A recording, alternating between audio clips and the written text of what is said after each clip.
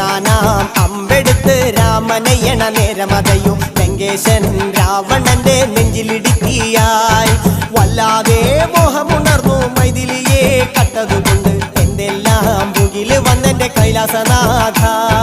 പൊന്നുമകൻ മേഘനാഥനും സോദരനും സർവരും ഇന്ന് തന്നെ വിട്ട് പോയതല്ലോ കാലപുരി തന്നിൽ